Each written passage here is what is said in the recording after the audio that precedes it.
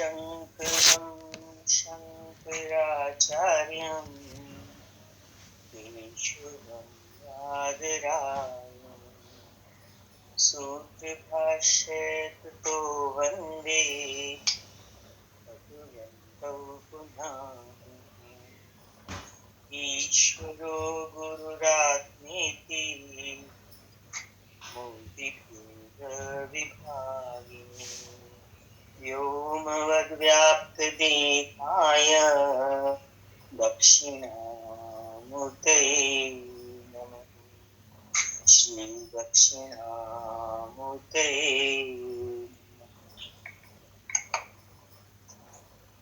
विवेक चूड़ामणि 8वें प्रकरण का विचार चल रहा है।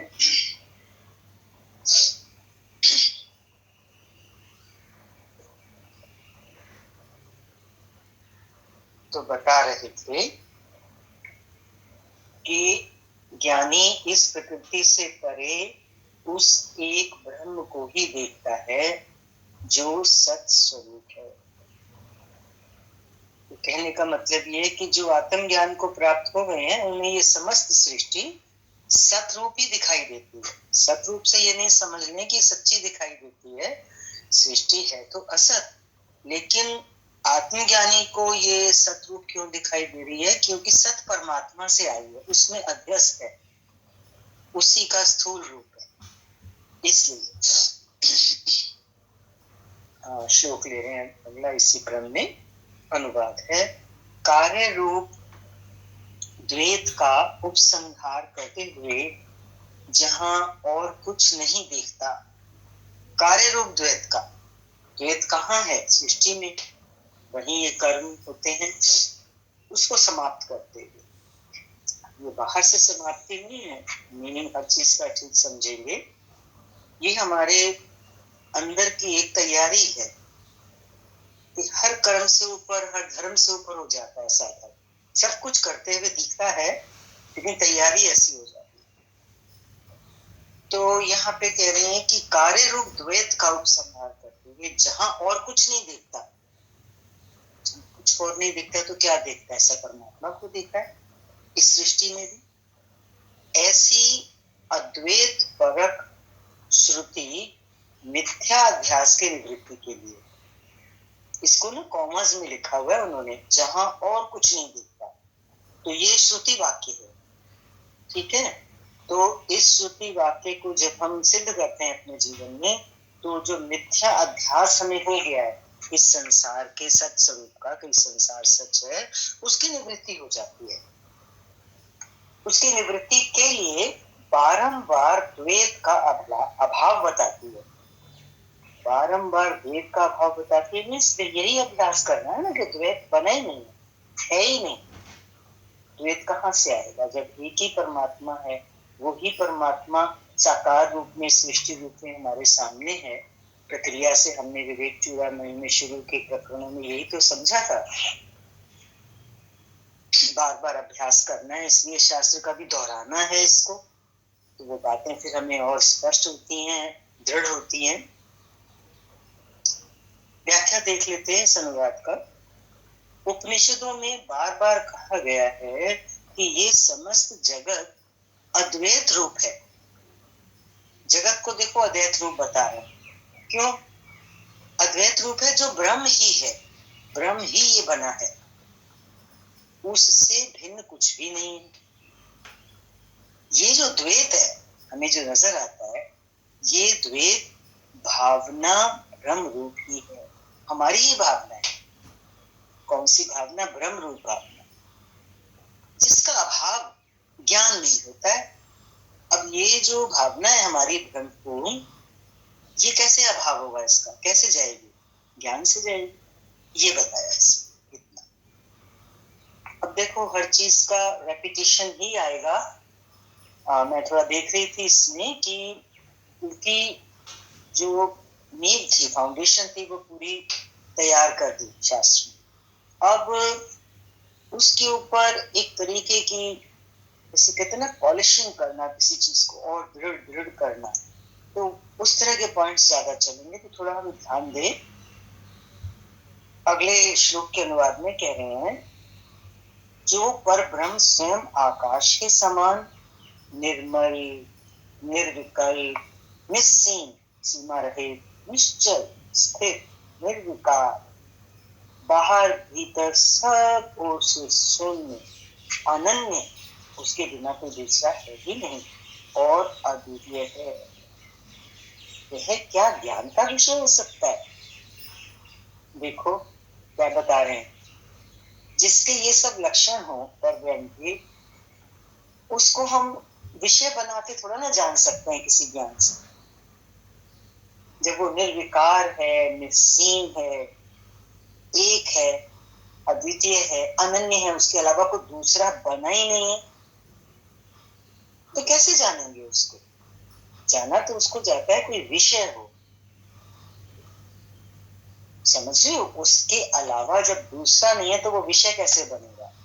जानना और जाना जाए जिसको, और जिसको जाना जाए उसको जानने वाला, दो चीजें होनी चाहिए ना, दृष्टा और दृश्य। यहाँ दो चीजें हैं ही नहीं।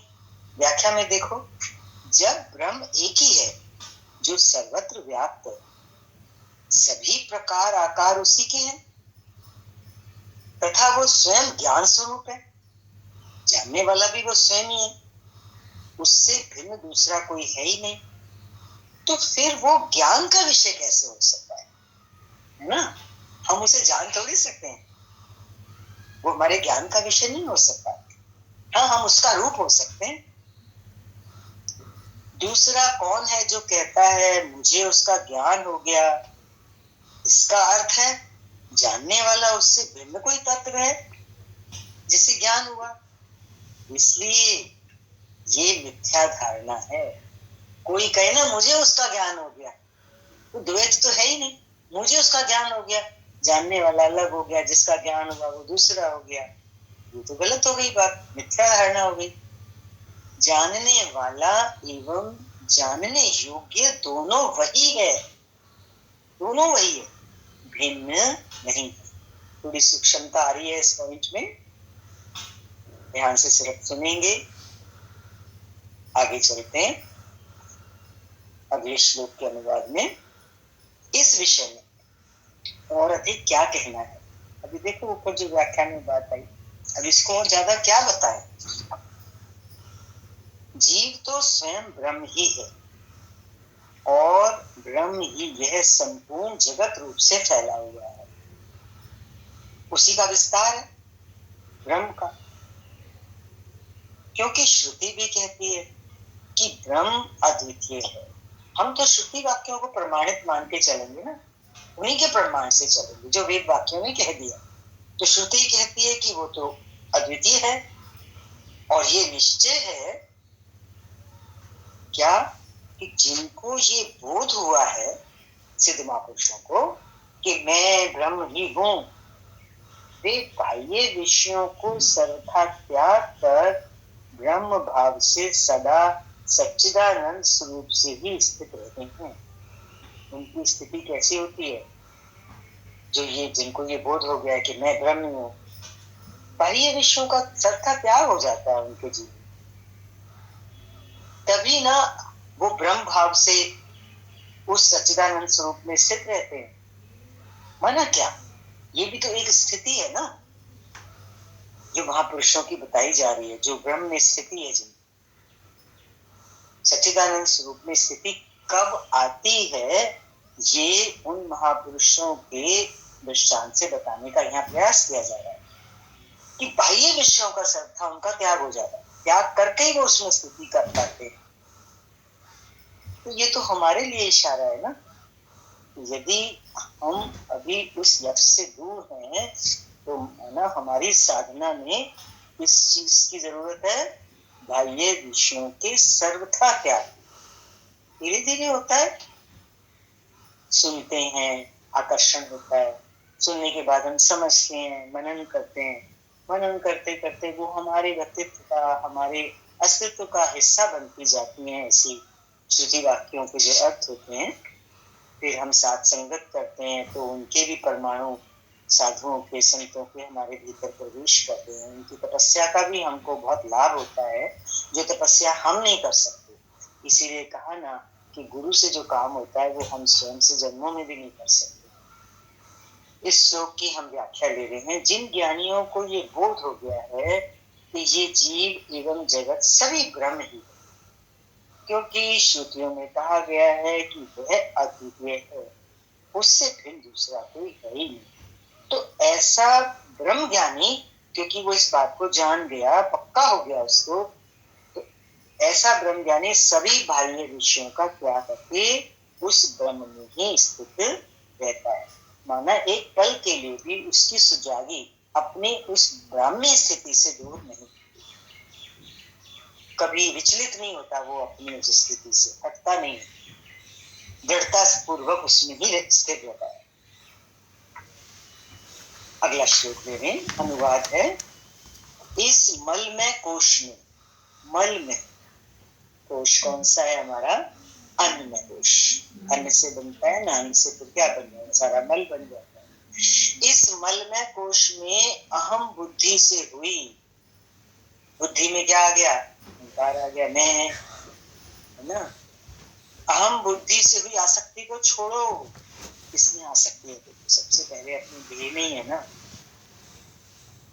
और इसके पश्चात वायु रूप लिंग देह में भी उसका दृढ़ता पूर्वक त्याग करो। वायु रूप लिंग देह सूक्ष्म शरीर, फिर अपने को स्थूल शरीर के बाद, इस अन्नमय कोश के बाद, मैं प्राण हूँ, मैं इंद्रियां हूँ, मैं मन हूँ, मैं बुद्धि हूँ, मैं अहंकार हूँ, ये लिंग देह हो गया। इसका भी दृढ़ता पूर्वक त्याग करो कि ये सब में नहीं हूँ। क्यों नहीं हूँ? देखो व्यवहार तो चलता रहेगा, निमित्त मात्र, ये सब बना भी रहेगा, हमें दिखेगा भी। ऐसा नहीं है कि बहुत पूर्ण ज्ञान जिनको हो जाता है तो देह से 5% भी नहीं रहता। महापुरुषों के श्रीमुख से ही सुना है कि अहंकार जाता है, अहंकार जाता नहीं, नमित हो जाता है। ऐसा बोले एक बार एक सिद्ध महापुरुष। नमित हो जाने का क्या मतलब है? कि हम इतना नीचे आ जाते हैं। जैसे अपनी ध्येय ध्यास को लेके, अहंकार को लेके तो इंसान किस तरह चलता है वो तो हम अपने अनुभव से देख सकते हैं, अपने जन्म जन्म से चलते आए हैं। लेकिन जैसे जैसे हम ज्ञान में भीतर प्रवेश करते जाते हैं तो एक नम्रता आती जाती है। जैसे डाली का फल पकता है तो डाली झुकती जाती है, तो इतनी नम्रता आ जाती है, इतनी नम्रता आ जाती है कि फिर सारा व्यवहार हमारा देह, इंद्रियों, मन से होता नहीं है, होता हुआ दिखता है। उसको उन्होंने कहा कि नमित हो जाता है अहंकार हमारा।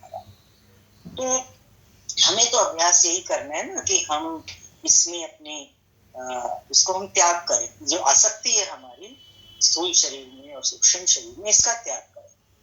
तथा जिसकी कीर्ति का वेद बखान करते हैं, वेद तो एक ही विषय का बखान करते हैं, ब्रह्म ब्रह्म तू ब्रह्म, उस आनंद स्वरूप से ही स्थिर होकर वेद हमारे सत स्वरूप को पकड़ा रहा है, तो हम अपने आप को उसी में स्थित रखें। व्याख्या देख लो। स्थूल शरीर हो अथवा सूक्ष्म शरीर, प्रकृति से ही निर्मित है, जो हमारा वास्तविक स्वरूप नहीं है। स्वयं का वास्तविक स्वरूप तो वो चैतन्य आत्मा है, जो ब्रह्म ही है। चैतन्य आत्मा और ब्रह्म एक ही पर्यायवाची हो गए। जो इस अन्नमय कोश स्थूल शरीर में अहम बुद्धि रखता है, जिससे इसे अपना स्वरूप मानकर इसी में आसक्ति रखता है, अन्नमय कोश को अपना स्वरूप मानकर इसी से जुड़ा रहता है, अटैच्ड रहता है। आसक्ति का क्या मतलब है? अटैच्ड। उसका सर्वथा त्याग कर देना चाहिए। देखो जी, अब यहाँ बार बार श्लोकों में सर्वथा सर्वथा शब्द बहुत आ रहा है। स्थिति हो तो सर्वथा दृढ़ स्थिति हो, त्याग हो तो सर्वथा त्याग हो। मुक्ति के लिए इससे भिन्न कोई मार्ग नहीं। इन श्लोकों में हर बार ये भी आ रहा है, मुक्ति के लिए यही मार्ग है, मुक्ति के लिए इससे अलावा कोई मार्ग नहीं। तो देखो पूरा विवेक चूड़ामणि ये पूरे पहले 7 प्रकरण तक कराने के बाद अब क्या पक्का करा रहा है शास्त्र? मुक्ति का मार्ग, जिसको जिस तरह से समझ में आ जाए। अगले श्लोक का अनुवाद लीजिए। श्रुति भी यही कहती है कि मनुष्य जब तक इस मृतक तुल्य देह में आसक्त रहता है, तब तक वह अत्यंत अपवित्र रहता है। मृतक तुल्य समझिए ना, मरने के लिए ही बना है ये शरीर को। तो जब तक इसमें आसक्ति है तो तब तक तो हम अपवित्र माने जाएंगे। जैसे मुर्दे को छूने के बाद अपवित्र हो जाते हैं, तो हम इस शरीर में बैठे हैं तो ये क्या है, ये अपवित्र है। और जन्म मरण और व्याधियों का आश्रय बनाकर उसको दूसरों से अत्यंत क्लेश भोगना पड़ता है। और इस शरीर में क्या है, जन्मना मरना, बीमारियां, और दूसरों से अत्यंत क्लेश भोगना पड़ता है ना। संसार में रहते हैं तो किधर किधर से हमारे को क्लेश भी आते हैं, उनको भी भोगना पड़ा है। किंतु जब वह अपने कल्याण स्वरूप अचल और शुद्ध आत्मा का साक्षात्कार कर लेता है तो उन समस्त क्लेशों से मुक्त हो जाता है। कब होते हैं क्लेशों से मुक्त? जब अपनी शुद्ध आत्मा का साक्षात्कार कर ले। व्याख्या के माध्यम से देखें, प्रकृति अपने नियम के अनुसार कार्य कर रही है। वो मनुष्य को सुख दुख देने की इच्छा नहीं रखती, किंतु मनुष्य की कई अपेक्षाएं हैं, कामनाएं हैं, इच्छाएं हैं, वासनाएं हैं, जिनको ये पूर्ण करना चाहता है, और उससे उसकी आसक्ति बढ़ जाती है।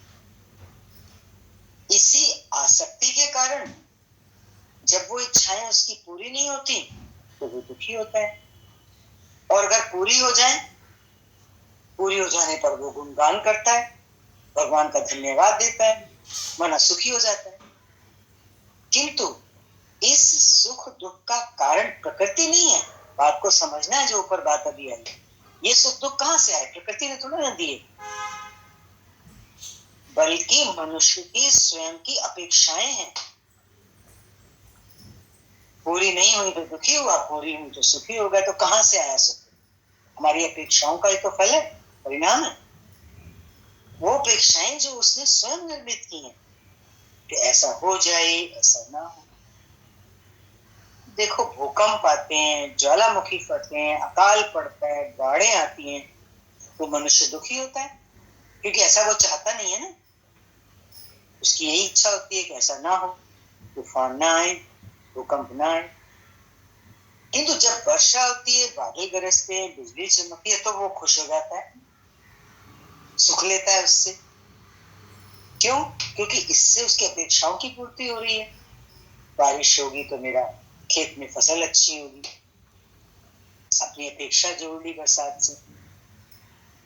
इसलिए मनुष्य के सुख दुख का कारण प्रकृति नहीं है, बल्कि उसके साथ जुड़ी अपेक्षाएं ही। मनुष्य चाहता है कि ऐसा ही हो तथा ऐसा नहीं होना चाहिए। जब उसकी अपेक्षा के विपरीत होता है तो वो दुखी होता है। इस कारण से अच्छी तरह समझ लेना आज हमको, इस कारण से मनुष्य के सुख दुख का कारण वो स्वयं है, ईश्वर अथवा प्रकृति नहीं है। श्रुति भी यही कहती है कि मनुष्य जब तक इस स्थूल शरीर से आसक्त रहेगा तब तक उसे जन्म मरण और व्याधि रोग रूप दुखों को भोगना ही पड़ेगा। सबका अनुभव है। ये दुख भी केवल शरीर एवं मन के होते हैं, ये चेतन आत्मा को इसका अनुभव नहीं होता। इन सुखों दुखों का, जन्म मरण का आत्मा थोड़ा ना अनुभव करती है इसका। घर में बिजली चले जाने पर मनुष्य दुखी होता है, बिजली को कोई दुख थोड़ी होता है। विद्युत को दुख का अनुभव नहीं होता, क्योंकि मनुष्य को क्यों दुख होता है? क्योंकि मनुष्य की उससे अपेक्षाएं जुड़ी हुई हैं। अरे बिजली चली गई, आज तो बड़ी गर्मी है, इसी के बिना कैसे रहते हैं, तो दुखी हो गया। लेकिन विद्युत की कोई अपेक्षाएं नहीं है, वो तो नियम अनुसार कार्य कर रही है। देखो, यहाँ विद्युत से क्या समझना है? हमारे शरीर को चलाने वाली भी तो एक विद्युत है।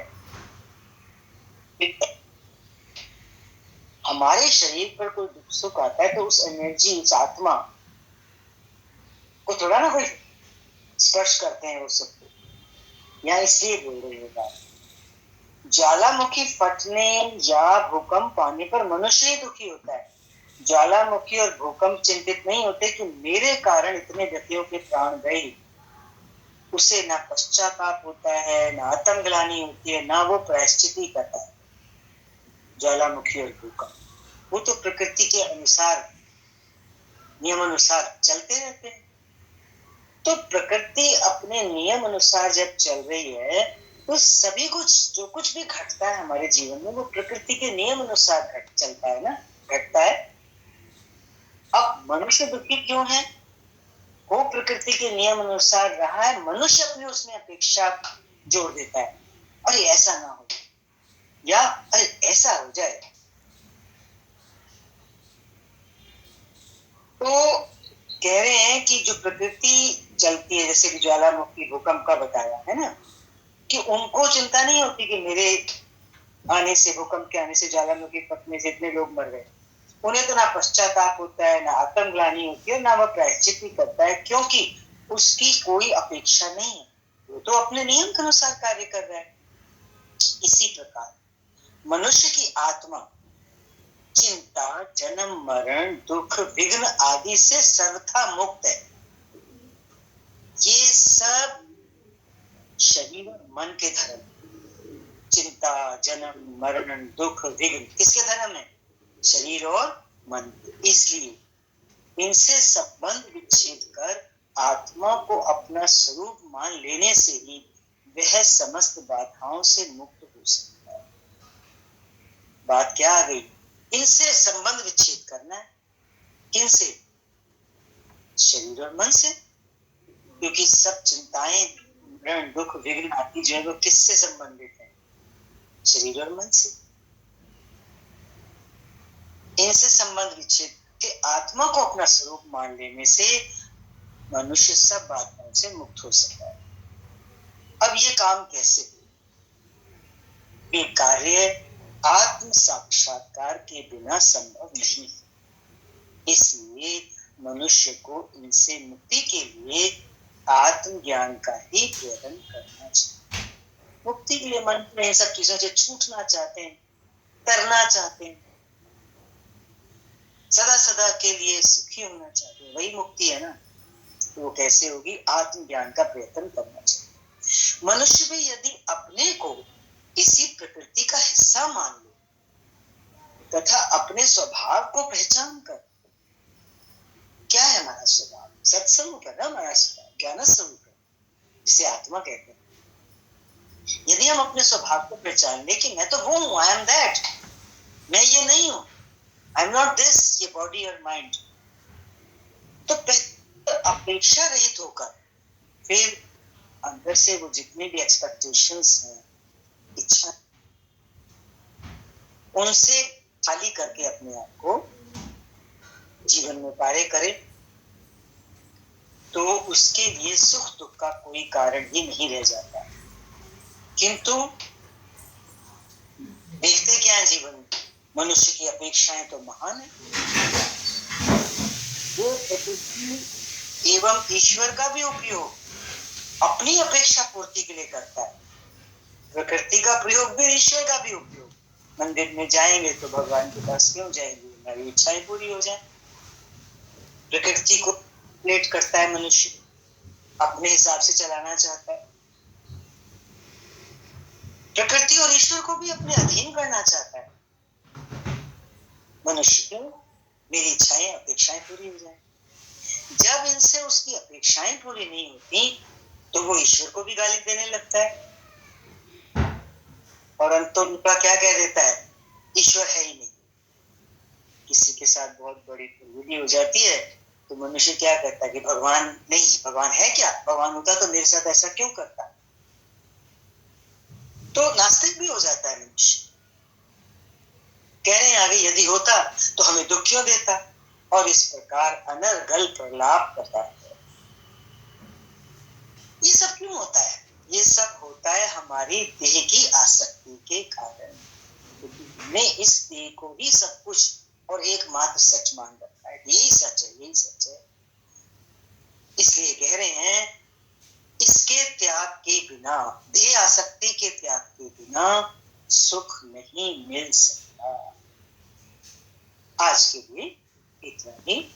हरि ओम। शांति शांति शांति। ओम पूर्णमदः पूर्णमिदं पूर्णात् पूर्णमुदच्यते पूर्णस्य पूर्णमादाय पूर्णमेवावशिष्यते। ओम शांति शांति शांति।